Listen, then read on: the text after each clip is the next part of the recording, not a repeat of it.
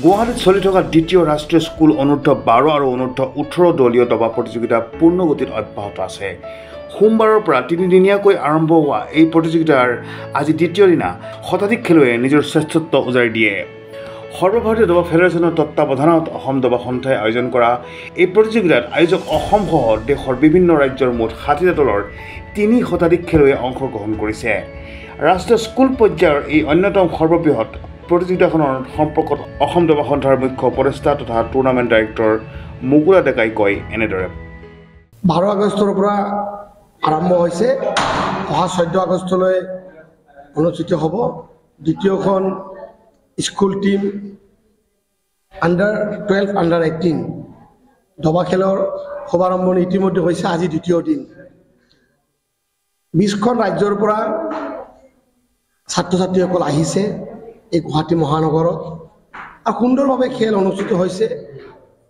সদৌ অসম দবা সন্থাৰ উদ্যোগত আয়োজন কৰা এই 3দিনীয়া দবা খেল ছাত্ৰ ছাত্ৰীসকলে খেলি আনন্দিত হৈছে আৰু আমি ধন্যবাদ জনাইছোঁ অসম চৰকাৰৰ মাননীয় মুখ্যমন্ত্ৰী, মাননীয় আমাৰ খেল বিভাগৰ মন্ত্ৰী নন্দিতা বাইদেউ আৰু আমাৰ ডাইৰেক্টৰ স্পৰ্টছ আমি ধন্যবাদ জনাইছোঁ। আৰু আমাৰ যি খেলুৱৈসকল আছে তেওঁলোকে যি নিজৰ প্ৰতিভা আছে প্ৰতিভাখিনিৰ দ্বাৰাই তেওঁলোকে খেলত অংশগ্ৰহণ কৰিছে আৰু সদৌ অসম দবা সন্থাক সম্পূৰ্ণ সহযোগ কৰিছে।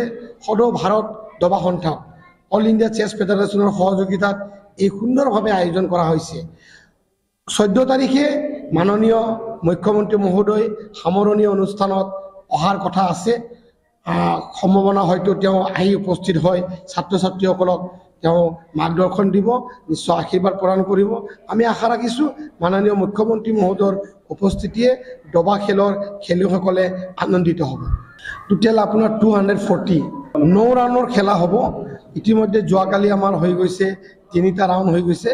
আজি আমাৰ ৰাতিপুৱা 9:30 বজাৰ পৰা হৈছে আৰু এটা 12:30 পৰা হৈছে, এটা 2:30 পৰা হৈছে আৰু সন্ধিয়া 5:30 পৰা এটা হ'ব। টোটেল 3 ৰাউণ্ড আমাৰ খেলা হ'ব।